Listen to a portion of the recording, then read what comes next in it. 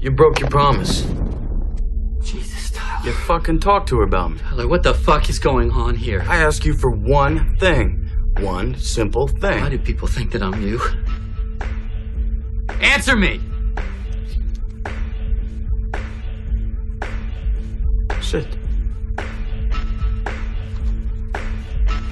Answer me, why do people think that I'm you? I think you know. No, I don't. Yes, you do.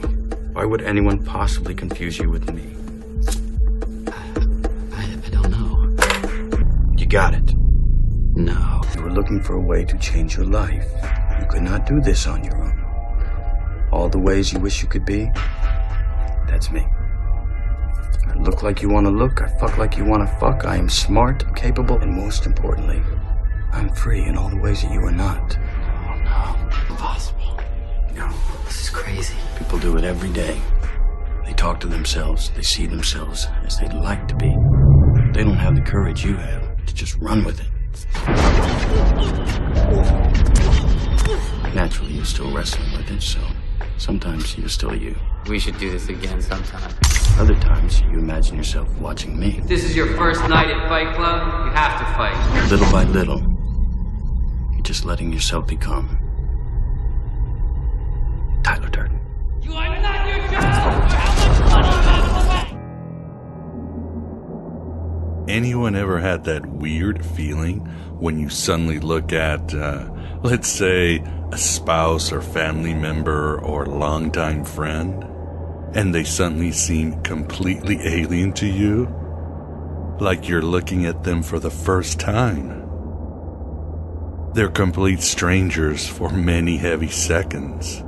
Like they're not supposed to be in your reality or timeline. Weird feeling. Wonder what it is. Let me know your thoughts. Or when you look in the mirror and you don't recognize yourself. Like you're wearing a mask, or some stranger has replaced you, or some alien being is wearing a skin suit that looks like you. Strange, eh? That is the high weirdness of gnosis, or being a Gnostic heretic, or any type of heretic. Always wondering where you are and if anything around you is real, including you. That is the existentialist, surreal journey of self-knowledge, the cornerstone of all Gnostic systems, chipping away at the quote, you, that is mostly a programmed construct of culture, events, and societal dictums. Mostly a program construct. But is anything around you real? Are you real, and how real? Is your family working for some Christoph from the Truman Show? Truman. What do they want? Listen to me. Everybody knows about it. Everybody knows everything you do. They're pretending, Truman. Do you understand? Everybody's pretending. I don't know. No. My name's not Lauren. It's Sylvia. My name's Sylvia. Yeah. Everything I've told you is the truth. It's fake. It's all for you. I don't understand. And the sky and the sea, everything. It's a set. It's a show. Who knows? Beyond the glitches in the Matrix, it's the continual quest, because those small but sublime but ecstatic moments of freedom, of peak experiences, of transcendence are there, and they are so damn worth it. The dance continues. I mean, as Philip K. Dick said, the problem with introspection is that it has no end. Probably not. But again, those moments of lucid liberation are so comforting. It's more than knowledge. It's that experience you've always craved for. Tasted in dreams and tasted with burning salty tears. Yes, these are bruises from fighting. Yes, I'm comfortable with that. I am enlightened. I'm with you. I want more. And again, we can gain those experiences and find more imposters in the great battle for self-knowledge. So welcome and thanks for being here. This is blasphemy! This is madness! Aeon by Gnostic Radio, an initiation by conversation into the dark corners of myth, magic, and meaning. A crash course in cult culture and conspiracy. A virtuous virus invoking and informing history, holiness, and heresy. Each week I, your host, Miguel Connor, commandeers your connection to bring the most accepted and rejected scholars and provocateurs to your attention. Fun, compelling, and deeply weird. This is the blow-your-mind cocktail party conversation you always wanted to listen in on. And your chief source for self-knowledge. If I'm not me, who the hell am I? That's now. In an hour, he could have total recall. Home is where the heart is, and gnosis is the knowledge of the heart. Thus, the thrust of the Gnostic is to go home. A home we haven't seen in a long, long time. And getting home is increasing those small but sublime but ecstatic moments of freedom, of peak experiences. Carl Jung said no one knew the secrets of the psyche like the Gnostics. And William T. Vollmann wrote in the New York Times, quote, "As a corpus, the Gnostic scriptures are nearly incoherent, like a crowd of sages, mystics, and madmen all speaking at once. But always they call upon us to know ourselves." Coming back to Jung, he also said, "The privilege of a lifetime is to become who you really are." I know who I am. After all these years, there's a victory in that. And lastly, Jung did say that one avenue into the secrets of the psyche was the tarot, which will be our topic on this early November, the year of our Demiurge 2018. With us to make this point is T. Susan Chang, who materializes at the virtual Alexandria to discuss her new book, Tarot Correspondences. Susan just rocks the Casbah, and she'll make a penetrating case on how tarot is a potent avenue to break away from our fabricated selves and around those family members that might be replicants. Thrust us into the domain of imagination, symbols, and living archetypes, all the way to the collective unconscious, or pleroma, for those sublime experiences that lead us home, or at least gives us the secrets of the psyche. By the power of truth, I, while living, have conquered the universe. We'll certainly discuss tarot mechanics, tarot magic, and tarot meditation, all for the many ways to gain that privilege of becoming who you really are. As your mileage may vary, and you have always been the final authority. So glad to have Susan and her gnosis honor this show. For more information on her, please visit, you got it, tsusanchang.can. Coffee's for closers only. For members, beyond the full deck of Susan's interview, I'll be including a long excerpt on the tarot from the August Lon Milo Duquette. He focuses more on the history and meta-history of the tarot, but like Susan, also reveals some electric and unique insights on the tarot. Basically, 2 hours of engaging tarosophy for thee. Whether you're a beginner or master on tarot, or nothing in between or everything outside, you'll get something from this episode. And in the end, you'll gain that self-knowledge to get you behind the reality behind reality. I know who I am. I'm a dude playing a dude disguised as another dude. In ancient times, Greek pirates employed a ghastly form of punishment. They would leave a condemned individual alone on a desert island beach, sitting down and tied back to back to the body of a recently killed person. Then the pirates would simply leave the person with the corpse for a night or two. When they returned, the poor fellow would have gone stark raving mad. They mocked him and controlled him, the man forever broken. You were taught not to cry. You were taught to conceal pain. Their whole society was set up to try and strip you of individual identity. But that's what we do to ourselves, you see. We tie dead identities to our true selves, and even worse, carry this dead weight or false self across our lives, and then insanely believe we are one with that which lacks true vivacity. Our souls are gradually exhausted, and our psyches become broken. All because we let our personhood be consumed by the lifeless forms of materiality, temporality, and rotting desires. Sure, we have perhaps been condemned to deserted islands in the galaxy by buccaneer archons. But we don't have to be roped to fake identities, or as the ancient Gnostics called it, the counterfeit spirit.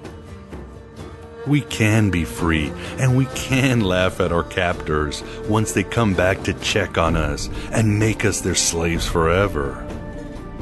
All by that endless introspection and the treasures found in the sands of creativity. Train yourself to let go of everything you fear to lose. Can't think of anyone better than Susan to show us this. So enough of my drivel, as they say in France. Let us do our interview. And let's continue writing our own gospel and living our own myth.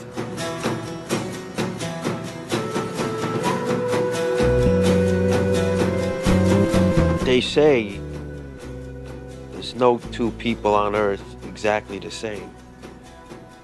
No two faces, no two sets of fingerprints. But do they know that for sure? Because they would have to get everybody together in one huge space. And obviously that's not possible, even with computers. And not only that, they'd have to get all the people who ever lived, not just the ones now. So they got no proof. They got nothing. Mrs. Soprano may have passed, but who's to say there isn't another Mrs. Soprano just like her, or will be? Maybe not with the same fears and paranoia, but the same. What I'm saying is, thank you, Chris. This is the AM Bite interview, and with us we definitely have the pleasure of being joined by T. Susan Chang to discuss her new book, Tarot, Correspondences, Ancient Secrets for Everyday Readers. How are you doing today, Susan? And thank you so much for coming on. Oh, thank you for having me on, Miguel. It's a pleasure to be here. Pleasure is all ours, and as always, we have with us the Moondog and the Abraxas Chicken Wingman, Vance. Do you have a full deck tonight, Vance? Yeah, I think so. Although the Joker came up at the first card, so I don't know what can say. Yeah, let's get the puns out of the way early, shall we? Do you have any puns yourself, Susan? Oh no, I'm straight as a pin. There you go. Well, cool analogy. So again, I enjoyed your book. Many people in my circles always laud your work, so it's great to have you on. But for the audience that might not know, tell us a little bit about yourself and your journey into the esoterica and tarot reading. Okay. All right. So I was thinking about this, and I thought maybe I'd just get my Muggle bio out of the way real quick, because I usually just skip over it completely, but it's not irrelevant. So, and then I'll get into how I ended up in this crazy magical world. So, I started out I'm Chinese American. I grew up in Westchester with lots of other Asian Americans, but our family was one of the first around. I let's see. I had a weird childhood a little bit because I started going to Juilliard at age 10. So I was a musician, so they have sort of a program that goes parallel to school. So I was a pianist for most of my middle and high school life, and was sort of heading in that direction, going towards concertizing and stuff, but I wasn't good enough. So, it's good to have your humbling early. I think it kind of gets it out of the way. Yeah, you got to grow up instead of waiting till your 50s or something. Yeah, well, it's not great to I think that if I'd been any better, I just would have coasted along on everybody else's expectations, and never figured out what I wanted to do. Right.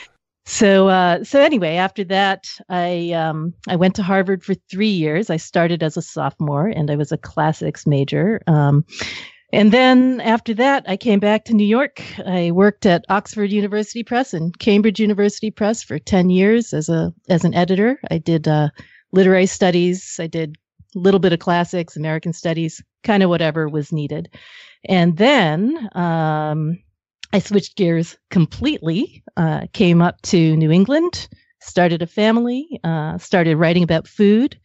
I worked in sustainability for a little while, and I ended up being a cookbook reviewer for a real long time. I did that for the Boston Globe and for NPR and a bit of the Washington Post for a while. And then finally, that was 10, 15 years. And then in the last few years, I've been teaching writing to undergraduates at Smith College and graduate students in an MFA program as well at Bay Path College. So that's like my legitimate life.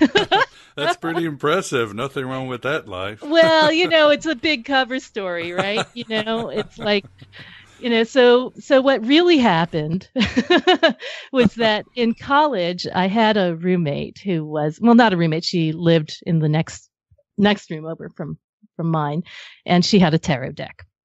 And, and I really just was curious, like people are, but I was way too repressed to do anything about it.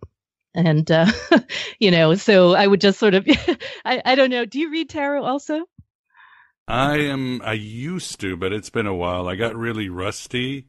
And for me, for experiences and getting into myself and the world of the unconscious, all that, I just found the Gnostic myths and poetry and art to do it. But my wife does tarot. She's Catholic, but she still enjoys doing tarot. And I have a lot of friends that do it. And so, yeah, it's great. What about you, Vince? Do you do tarot still?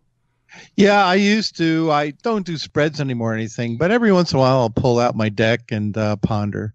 I love the symbolism of the deck, and it makes me think of certain concepts, ideas, relationships, and so forth.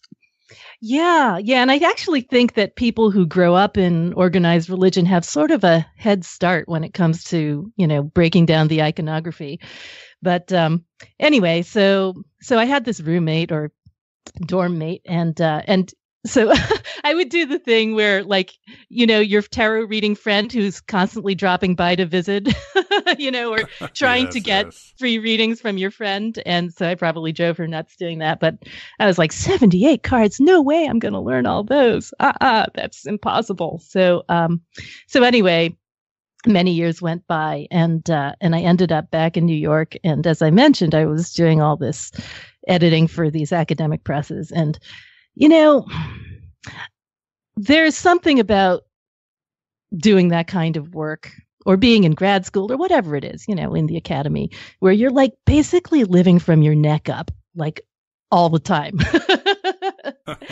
And there were days when I felt like my head was literally gonna like float away from my body and I'd never get it back. And I remember I was sitting in my apartment one day on a weekend, beautiful sunny weekend, with somebody's revised dissertation in front of me, like usual. And I just threw my pencil across the fucking room. I was like, this is not life. Something's very wrong. And it was a good job and they treated me well, so I'm not complaining, but I recognized that there was a real disconnect, right, between the head and the heart. And I was really clueless as to what to do about it, but I started trying everything that I had ever been afraid to do. And since I fortunately I was pretty tame about that, and I didn't know how to get any drugs. So it wasn't a really dangerous period of experimentation. I did things like I learned to play the alto sax, and I started ballroom dancing 3 or 4 hours a night. Oh, living on the edge there, Susan. the dark side of town. Huh? Yeah, I'm a sax player, by the way. Oh, how about that? Is it which sax do you play? I play tenor and alto, actually. Oh, okay. More than 50 years now. I started when I was 9. Oh, that's great. So yeah, and tarot was part of that. I actually I looked it up in my diary recently. It was May 3rd, 1997. I went and bought myself a tarot deck, and it was a Rider-Waite-Smith.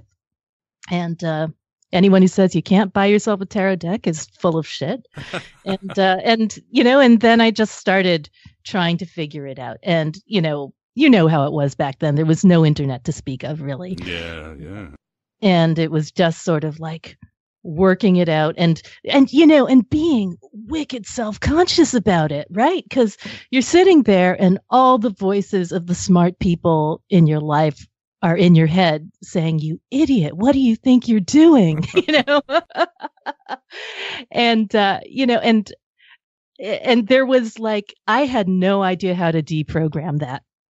I really didn't. So I was in the closet for a real long time. But what I did was, I just would sit with the cards, and I remember the first thing that happened that seemed a little weird was that I kind of could feel a buzz from them, it was like holding them and there was sort of a buzz in my hands. I thought, that's different. That's not right. Or that's just plain odd. And, I'm not a super psychic person generally, too much left brain, but I definitely started to recognize that something was happening. And it was like, I mentioned that sort of disconnect between the head and the heart. And it was like, not only were they starting to become joined again, but I was starting to feel like there was life continuously running between me and everything else. Right. Wow. And I certainly wouldn't have articulated it that way at the time. But nowadays, looking back on it, I feel like it was a way of reconnecting with life. And I really feel that at some level it saved me, from myself. So, but I practiced mostly in the closet for 18 years and, just reading for friends and stuff. And I had a karmic payback of people coming by, just dropping in to say hi, and did a lot of readings for friends, kind of a thing, which I was happy to do just as part of the learning process. And then in 2015, while I was still trying to make a life as a freelance writer, I discovered the tarot community online, which had by that time grown quite large, unbeknownst to me. And I found my tribe and started talking to them. And, we're a very wacky tribe, all different kinds, all different sorts, all different levels of education, but united by a shared passion for tarot. So I finally had people to talk to other than, my poor husband who, he has a tarot deck, but he didn't necessarily want to talk about the Golden Dawn for 24 hours a day. And I started, talking to people, making good friends. And all the whole time I was still like, this is never going to be a really big part of my life, but it's a really great hobby. So I guess right around then, 2015, after a couple of months, I realized that I kind of wanted a better way of dealing with my rapidly growing collection of tarot decks. And I didn't like keeping them in the cardboard boxes, and I didn't like those drawstring bags. I think, they would just sort of like come undone in your bag and all the cards would spill out, and that's not cool. So I'm a person who sews, so I started trying to design a better case for tarot cases. And I ended up adapting the design of a cigarette case. So, the flip top lid. Right. Cigarette case. So I ended up designing a case around that and figuring out how to put it together out of silk and brocade and stuff like that. And I started a little Etsy shop. I called it the Arcana case. I trademarked it, and then I started selling them. Yeah, and that was like my cool little side project. I'm not really doing tarot. I'm not really a reader. I just do these things for fun, right? So that kind of took off, and then I was spending a lot of time just talking about tarot and being fascinated by the correspondences. So I kind of ended up. A friend introduced me to the deck creator Mel Moline, she does a beautiful deck called the Tabula Mundi. I don't know if either of you have that. It's absolutely, no. It's sort of based on the Thoth system. But anyway, so she and I turned out to live only 40 minutes away from each other. And we were both sort of equally obsessed with the esoteric side of tarot, as it turned out. And her husband was a chef, so there was this like food tarot thing that was going to happen. and so I ended up asking her several months into becoming friends if she would have this podcast with me. And that's how the Fortune's Wheelhouse podcast started in mid 2016, something like that. We started that podcast, and we decided we were going to go card by card through the entire deck. And we were going to break down every single esoteric symbol we could find in the Rider-Waite-Smith deck and the Thoth deck. And we actually ended up adding in Mel's deck as well. So we're now through, I guess we're on episode 64. The Ace of Pentacles or Discs has just come out. We'll be going through January, and then who knows what we'll do after that. So, cool. So there was, yeah, we're Patreon people too, by the way. I know you are. Yeah. So, yes. So yeah, that's been awesome. So, but the problem was that, so one thing sort of leads to another in my life, it seems like. And while I was always constantly prepping these episodes for Fortune's Wheelhouse, I was, I have these tables of correspondence, constantly using, and I was in and out of Agrippa all the time, and the Picatrix, and it's kind of getting to be a pain. And so I thought, okay, well, I kind of have all these tables anyway. How hard would it be to put them all in a book?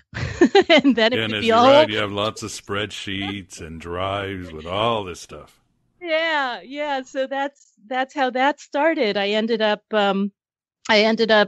talking to Barbara Moore at Llewellyn and asking if she could use a very, very nerdy book on tarot. And surprisingly enough, she said yes. So that's how that started. And then I guess the last couple projects that have emerged out of that was, I guess writing the book has kind of made me into a practitioner finally, not just a diviner, but working in magic, because you can't work with correspondences for years and not get involved in magic. Of course.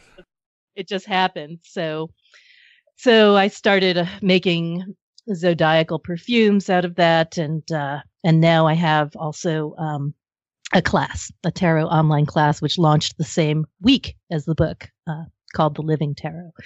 So there's 50 people in that, and yeah, it's all kind of happenings. But wow, that's awesome. Sorry, but kind of a long answer to your question.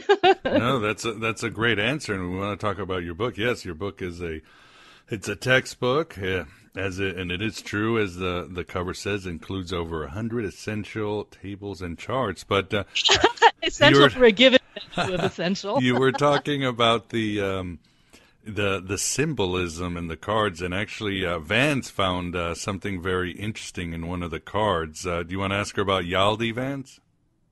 Oh, yeah, we found a couple of cards in the Toth deck that had the Yaldabaoth symbol, the lion-headed guy with the snake. Oh, and yeah. Yeah. So there is a absolute ton of lion and serpent symbolism in the Thoth deck particularly, although you see it elsewhere as well. There's a school of thought that believes that there's a lion and serpent on the Lover's card in the Rider-Waite-Smith deck as well, although some people think it's bullshit. But if you look at the angel on the Rider-Waite-Smith deck on the Lover's card, some people say it's Angel Raphael. There's a couple different arguments which angel it might be. But in the folds of his robe on the left and right side, you can sort of see the face of a serpent and the face of a lion. So, yeah. And I think that there's that lion serpent thing is absolutely fascinating because you can think of it as being, associated with the fixed signs, Leo and Scorpio, right? Mm-hmm. Where you have the fire fixed sign of Leo, the line, and then the water fixed sign of Scorpio, which can be either an eagle or a serpent or a scorpion, depending on which form it takes, how refined it is, how alchemically far along it's gotten. And you can think of it that way, and you can also think of it as the archetypal battle of fire and water, of opposites. You can think of it, if you like, as Gryffindor versus Slytherin. Any way you like, right? That's the power of symbols. I think they're not.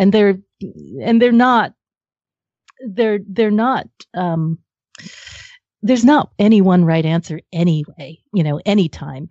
I like to say that symbols belong to everyone, and you can go as far back as Mesopotamia, for most of the stuff in all of these decks. But, it always makes me laugh when someone says, well, that's not a symbol of X. It's a symbol of Y. I mean, for Christ's sake, it's a symbol of X and Y and all the letters we haven't discovered yet, right?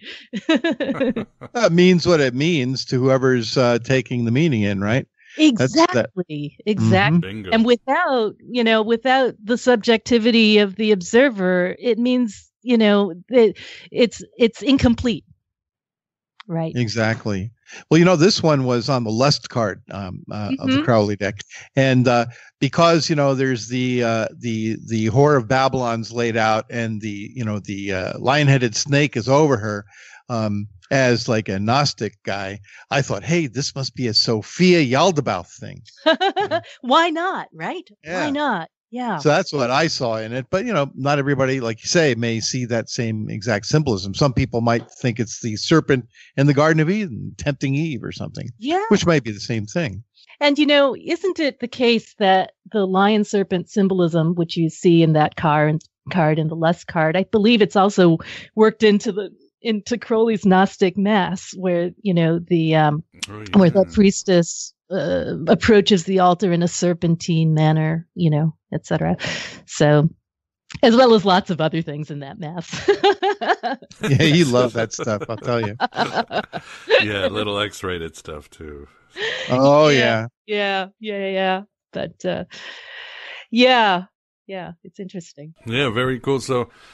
For the audience, and I hope you don't mind if some of these questions might seem simple or basic, that's because many in the audience know their stuff, but a lot of the audience, they're sort of like you in college or me 15 years ago as a Catholic. We're kind of getting out of our shell. We're curious and all that. So the question for maybe some of the beginners is, what exactly is tarot correspondence? And maybe why does a tarot need correspondence to begin with? Yes, There's already so much anyway. I am not a person who thinks you have to know correspondences to read tarot. I think that there's many, many different ways of getting into the deck, and you don't have to do it the egghead way like I did, So the thing is that a lot of people start reading tarot, and what they do is they try to memorize meanings, right? And I think that's a mistake. I think it's a mistake, and it's a natural mistake to make because every deck comes with the little white book, right? And everyone, if you're a reader, and I'm sure most of the listeners of your show are, you read the book and you try to extract as much as you can out of it. And, if you could, you'd download it into your brain like the Matrix. But, you can't, I don't believe that reading tarot depends on memorization at all. So why do I need 111 tables? And so here's the theory, my theory behind it. So this is going to take a little explanation. Everything in life is in tarot, right? Everything. It's like any sort of cosmological system. It's like the 12 houses of the zodiac. It's like the 4 elements. It's like any system of number 22 letters of the Hebrew alphabet, whatever you want to say. All of these are complete renditions of the creation in somebody's philosophy or other. And tarot just happens to be in 78. Now, if everything is in there, then you need to be able to find it. It's like having 78 file cabinet drawers and being able to find what's in them. So, everyone knows that you can find the big stuff in there. For example, you fall in love, it might be the 2 of Cups, or maybe the Lovers, or, depending on how you read and what you believe. If death could be any one of a number of different cards, from the transcendent death card to the incredibly uncomfortable 10 of Swords, the pincushion card. Oh, yeah. But the thing is that most people, I think that it's really hard with tarot if you're looking at the cards one by one and you say, okay, I'm going to come up with a meaning for this one and a meaning for the next one. You end up in this sort of lofty headspace that has nothing to do with reality. It's like you should be able to find everything in that deck, from falling in love to tying your shoes, right? Everything should be in there. And imagine if you had to explain anything in life using only 78 words. How hard would that be, right? You have small kids with small vocabularies and they can't say everything they want to. It's really hard, right? So, and maybe, and on the other hand, a picture is worth 1,000 words. So that gets you a little bit farther. But imagine if the picture has layers and layers in it. Imagine if the picture is not one picture, but an infinite number of pictures packed into one, right? Then you can really start talking. So how do you figure out what tying your shoes looks like in tarot? How do you figure out what going to the dump looks like in tarot, right? Because these are the things we do in our normal lives. And I don't know about you, but I'm not having a redemption narrative experience every single day of my life, like in the Judgment card, right? Most of it's just me schlubbing around, doing stuff, yeah, cleaning up after the kids, and and I don't think that if you go into tarot, as a predictive methodology, looking for your life in it, you're not going to find your life unless you know what your life looks like in tarot, unless you speak that language. So, long story short, my belief is that in order, one way of finding your life in tarot is to find it through the correspondences, to build up. The correspondences are basically a network of paths or webs or, synapses, neural network, whatever analogy you want to use for building up free associations to the cards. So we go back to tying our shoes. I bet neither of you has a card for tying your shoes in tarot, do you? No, don't think so. No. I don't know, the blasted tower. That might be what happens when you don't tie your shoes. Maybe lust will be good for untying my shoes. Swing. Something. Well, my card for tying my shoes is the Two of Pentacles. And I'll tell you why. First of all, because it looks like the bow on a pair of shoes. Literally. I mean, there's like an infinity sign on there, right? So, yeah. So that's one reason. Also because it's a 2. So if I'm tying my shoes, I'm probably about to go do something. I'm at the beginning of something, right? So a 2 is kind of a 2 is like the first action you take to go do something, right? Right. Number 2. Number 2. Yep. And then let's go a little bit further. So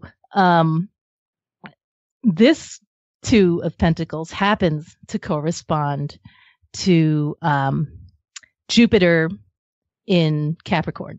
That's the decan that it corresponds to is the first 10 days of Capricorn. Happens to be that decan happens to be ruled by Jupiter. So what we have here is the forces of expansion in Jupiter and the forces of constriction in Saturn, who rules Capricorn. Those two things sort of fighting against each other. So what's going on when I tie my shoes? Well, I'm tying myself up. I'm tying my feet up. I'm constricting them. That's Saturn. But that allows me to run, right? It allows me freedom. It allows me to go. And that's Jupiter, right? So, and the other thing that's I didn't really think of until just now is that Jupiter happens to be, I believe, in fall in Capricorn. Yeah, it's exalted in Cancer and in fall in Capricorn. And falling's what I'm going to do if I don't tie my shoe. Plus the guy in the Rider-Waite-Smith just looks like, he's getting ready to go. Oh, and the last thing is that it's also known hermetically as the Lord of Change. So the Lord of Change seems extra appropriate to me because, if I'm tying my shoes and I'm putting them on, chances are I'm having a change of scene. I'm at least leaving the house, or going to another room or something. So, and plus Saturn plus Jupiter constriction plus expansion, that's basically a piston engine, right? That's how it works. So all these things go into me saying that this card is the card of me tying my shoes. And you can do that, right? But if it weren't for the correspondences, I probably wouldn't be able to tell you what card had to do with that, right? It all sort of adds up at a personal level. And, somebody else's tying their shoe card might be completely different, and that's okay, right? It's personal. It's subjective. Pentacles are earth too, right? So you've got Pentacles 2 feet on the earth. Exactly. 2 feet on the earth. It's beautiful. Right. Wow. So now you have a card for tying your shoes. Yeah, the potential's unlimited, so that makes perfect sense. Exactly. What a wonderful labyrinth. Well, that's it, right? Because now you know that there's something that when you see that in a reading, it could be something as tiny as that, or it could be making the next change in your life. And when you speak to people in a reading, and I read every week, I just came back from doing 5 readings before I started talking to you, we talk in metaphor all the time, basically. What we're doing is I don't say to just anybody in a reading, this is the 2 of Pentacles and it's related to Chachma and the tree of life. And, I don't do that. But I will say something about, if the change that they want to make is something they're afraid of, I'll say it's no different from tying your shoes. You get up and you do something, right? So these metaphors that we live in and these correspondences that we use to make them, they're a language that travels through us in every reading. And, my belief is that that's the power of tarot, that if everything is in there, then you have the power to see anything in your life. And I would argue the power to change it. Well said. I love what you're saying. And yes, I always see when people ask me, well, why do you like tarot readings? And do you do it to know about your future, know about yourself? I tell them, well, my life is a story that has certain themes that reoccur inside and outside. And I'm sometimes stuck in loops and chapters. And I say the tarot helps me break it open. So that's sort of the way I deal with tarot and most other things. Yeah. I mean, I think that like the tarot itself, each card has a certain shape and feel to it, right? Maybe you can compare it to archetype theory, I guess, but it might come out in any number of ways in your life. But no matter what, there's going to be something that you recognize it. It's sort of like when you're in a dream, right? And in the dream that what you're dreaming about is, is about your anxiety about success. And,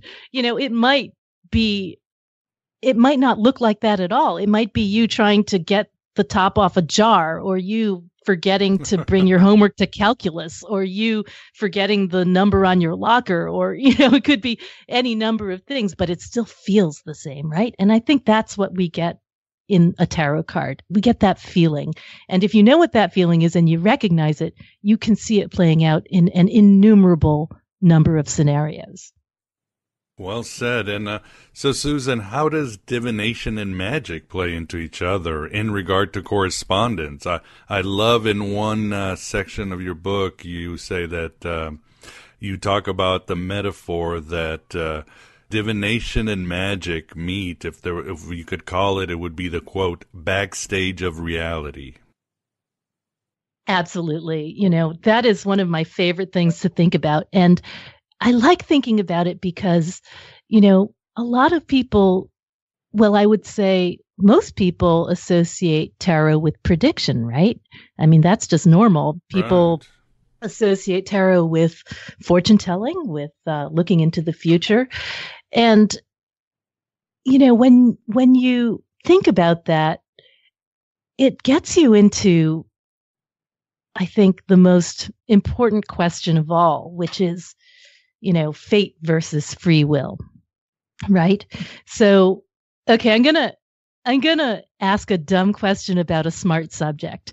So, fate versus free will. If you have a dial where 0 is everything is completely fated, and 10 is everything is completely subject to free will. So, where on that dial do you think we are? I would say 0.5. I think Vance would disagree. We've been having this discussion, believe it or not, synchronistically, we've been having this discussion a lot lately on the show and on the air. But go ahead, Vance. Where do you put your dial? Well, I think it varies depending on the situation. If I'm at work, it's like 0.1. When I come home, job, damn you, boss. I mean, everything is so proscripted, but in other situations, it can get up to 0.2. But not really. I in my mind, my first reaction would be like somewhere between 4 and 5, which is surprisingly high. But that's what I think. Mm-hmm. I have my own theory, though. I've solved the free will problem for myself at one level. Oh, let's hear it. What's your theory? And he's going to give us a blog post on it too, Susan, so you can read it soon at our side. That's well put. This will be a spoiler, but basically, the real freedom to choose comes from outside the material world. Mm-hmm. It's our connection to the outside the world. As long as we're strictly trapped within the physical world, we are slaves to the mechanics of that world. And even though if there might be possible choices along the way, unless we kind of transcend ourselves, we're just going to make a mechanical decision as to which choice we take. But the key is to connect to something outside the ego, outside the ordinary mentality. So that's as far as I've got now. There's other questions, but that satisfies me for now. I like that a lot. And I sort of think that, that my theory of how things work is pretty similar. I mean, I think that it's interesting to try and quantify your fate, free will, aspect ratio, because one way of looking at magic itself is as probability enhancement, right? So maybe what if doing magic allows you to just turn the dial a little bit to the right,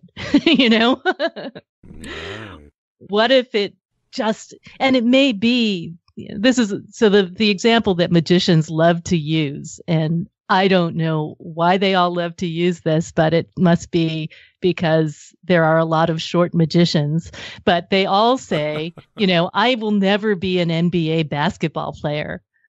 And because of fate, right? And yep. No amount of magic is going to make me an NBA basketball player, and which is funny to me because that's never been an ambition. But good example, though. Yeah, but good example, right? Because my genetics won't let me, or whatever. There's only so much magic can do. Pun! You finally got your pun. Awesome. So anyway, my belief is that to some extent, when we do divination, we're just going to get information, right? We go somewhere behind the backstage of reality. And you know what? I'm not sure that's my own phrase. I might have picked it up from Neil Gaiman or something. I don't know where all this Alan shit Moore, comes from. who you quote, or some of those other cats. Who knows? Yeah, who knows? But I think it's a really good analogy, right? Because, I think it's fair to conceive of the reality that our consensus reality as a stage show. I think that's a reasonable proposition. Oh, and it's reasonable to think that there's something behind it. And, I believe that when we do divination, we look behind the surface of things. And once we're there, we can do a couple different things. We can, I conceptualize this in my tarot class as looking far versus looking deep. So looking far is prediction, so where you look into the future and you try to see what's coming down the pike, which, is not as outlandish as people might think. I mean, we do minor prediction all the time. Like, what your wife's going to say before she says it, right? I think I do. I better not go there. Yeah, a percentage of the time. And I think that, if your son throws or your daughter throws a ball at you, you know roughly where it's going to land. Right? I mean, you have something some that will break usually. I know. Yes, exactly. If I ask my son to bring in some firewood, I know what he's going to say to me. But anyway, so low level predictions happening all the time, and but my belief is that we can use the cards to tell the story, and because we're natural story making machines, if we lay out a bunch of cards, we will naturally see a story, and we'll be able to say it's a 3-card spread where the third card is the future. You can tell a story, you can trace a narrative trajectory no matter who you are. Right, it's easy to do.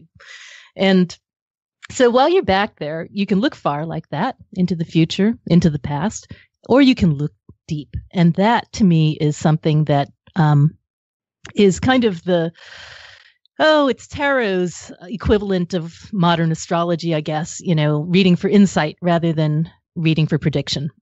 So, which is, incredibly useful and not to be poo-pooed in any way. But I disagree with those who say you can only read for insight. I believe that looking deep is, a way of looking into the causes of things, why they happen, motivations, projections, subconscious, superconscious. It's a way of working the vertical axis instead of the horizontal one, if that makes sense. No, it makes perfect sense. And yeah, and in the topic of magic, Mm-hmm. I like how you quote Gordon White, and you quote him saying, magic is a culture-specific way of using or interacting with the natural conscientious capacities of a particular human. And then you have your own great quote, and you say, magic is like a joke. It's funny until you try to explain it. Exactly. Love it. Yeah, I think that's really true, and I think that, so, if divination brings us backstage, where we can see how things work and kind of get a sense of what's going to happen next and what the stagehands are doing back there, magic allows us to change it, so we're back there and, with the gaffer, whatever that guy does, and the lighting technicians, we can redirect the spotlight. We can, open a trap door in the floor. We can do so many different things and completely radically alter the illusion of reality, right? So why not? And I think that,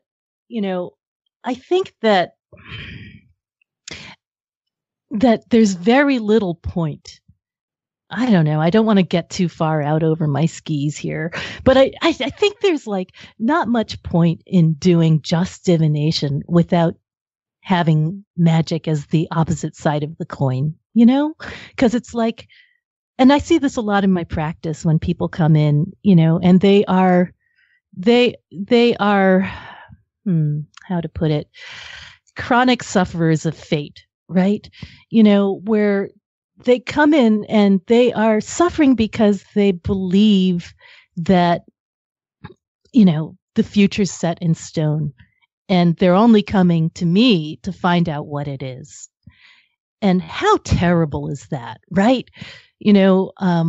And if, I realize I'm talking to someone who's way down on the 0.1 side of the scale. Yes. That's you have to be a pretty brave person to live on that end of the scale. Yeah, well, I'm with the Greeks and Oedipus and the Gnostics on that one. Well, live dangerously, even if I have no choice. Here's the thing, though. I believe that there is, I certainly don't believe like some radical magicians do that you can, turn the dial up to 10 at will, right? Literally at will.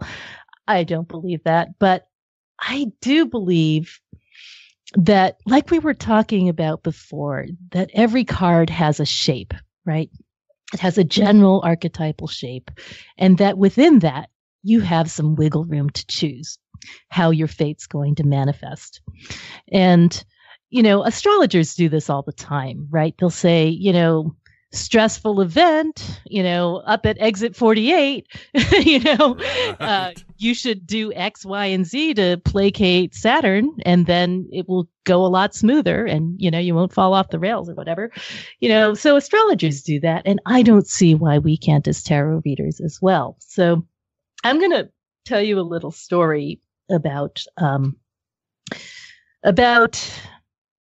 my theory of living in a field of meaning. And this is something that happened this summer that was really, really bizarre.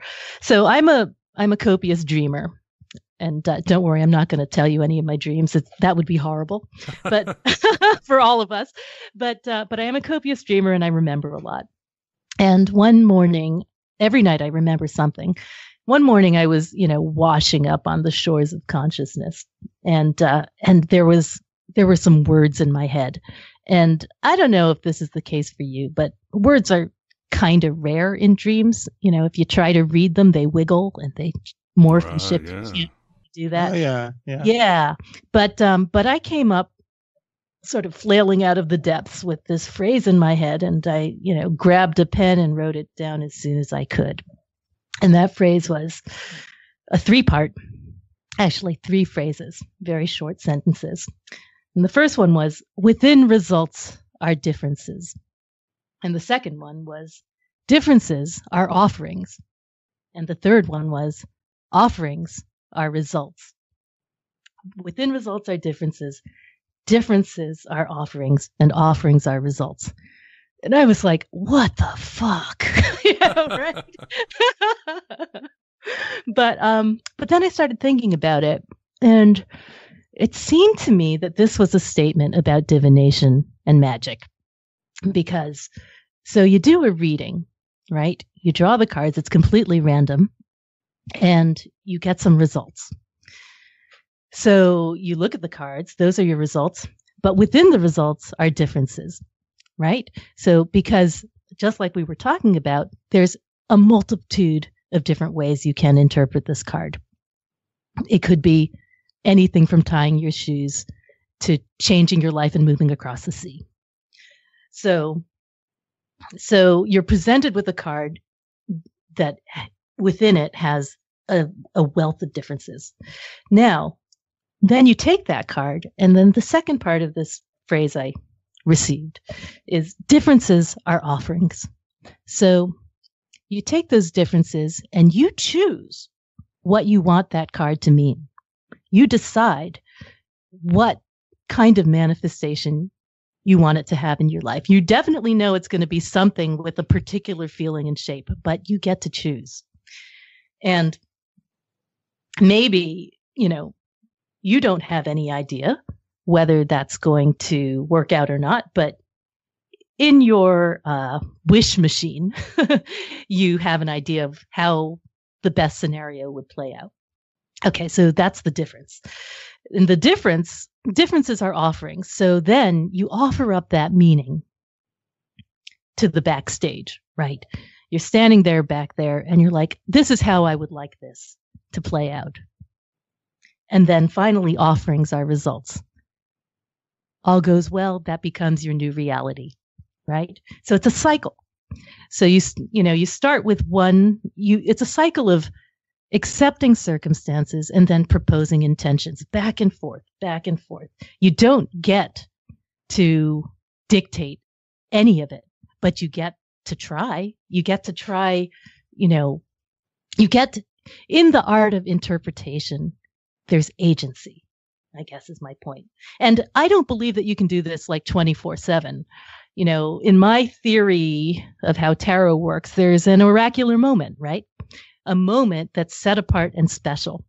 And so when I draw my cards of the day, I draw two.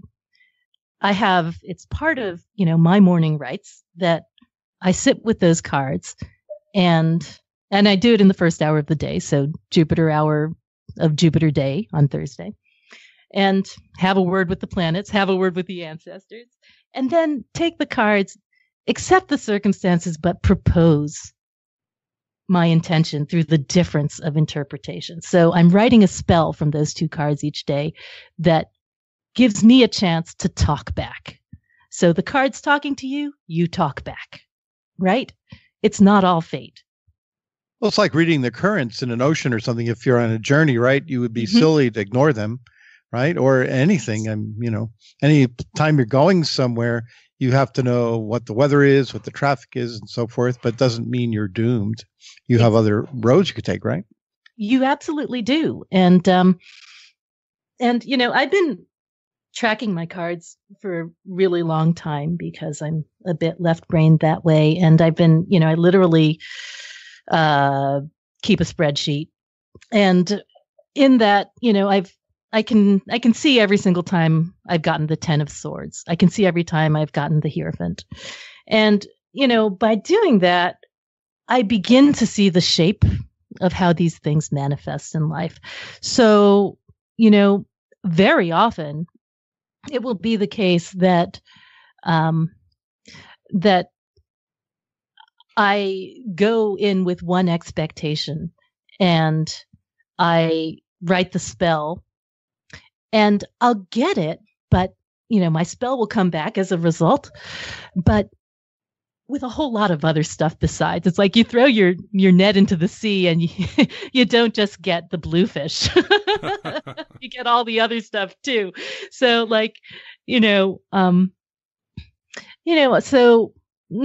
sometimes what I do is some sympathetic magic. So, a lot of the time when I get the 10 of Swords, I'll literally buy 10 needles and I'll be like, okay, this is my offering. I'd rather not be lying on the floor face down with 10 swords in my back. So these 10 needles are my offering. We are nearing the end of this spread. There is a period at the end of this story, Susan. So thank you so much for coming on and talking about tarot correspondence. But please, for the audience, where can they find out more about you? Patreon, address, and all that good stuff to support you. Yeah, so the number one place to go is www.tsusanchang.com. My whole tarot life is on there now. Everything from the book, blog, podcast, products, class, which is turning into a great thing. Then I have the Patreon site for the Fortune's Wheelhouse podcast is at www.patreon.com/fortuneswheelhouse. And then my Etsy shop is, what is it? It's www.etsy.com/shop/tarotista. Well, you heard it here, and we will also have this information on the show notes for you. So check out Susan's work. I really enjoyed the book. I find it useful, especially I'm into more of the Kabbalah and so forth these days. So it's excellent stuff. But Vance, thanks for being here, and I hope your dial has moved a little bit higher towards 10. Oh yeah, it's getting there. but I really enjoyed hearing about the tarot because it is one of my loves. Even though I'm not very active these days in it, but it's still a part of me. So Susan, thank you so much. Thank you so much. It's been a delight. And there you have it. The first part of our interview with Susan, based on her exciting new book, Tarot Correspondences. In our second part, Susan goes deeper into magic and tarot and different spell work and spells anyone can use if they so desire. She gives her views on magic theory in general. Susan also presents her ideas on summoning or communicating with spirits or gods using tarot, and what to do about it. We get very philosophical as we continue, but we do come down to earth, and Susan shares advice on optimizing tarot readings and gives examples of what she deals with in everyday readings and some unique ones she gave and experienced. This includes tips on how to interpret tarot, the best spreads for different situations, and other practical techniques. And more, my beloved truth seekers. As mentioned in the introduction, I'll be including a long excerpt on the tarot from the August Lon Milo Duquette. He focuses more on the history and meta-history of the tarot, but like Susan, he also reveals some electric and unique insights on the tarot. Basically 2 hours of engaging tarosophy for thee. So become a patron at Patreon or member for the full dope and get that self-knowledge that is more important than ever in this Westworld. Only $5.99 a month to join. Complete and not partial shows. Access to more than 415 episodes with the best and brightest in Gnosticism, Western esoteric and free thought. Your own private RSS feed where you can listen to our complete shows on the podcaster of your choice. You'll get an invitation to our Inner Sanctum of Gnosis Facebook group. Many past guests hang out there, like Robert Price, Scott Smith, Andrew Philip Smith, Edward Pandemonium, Chris Bennett, Tim Freak, and more.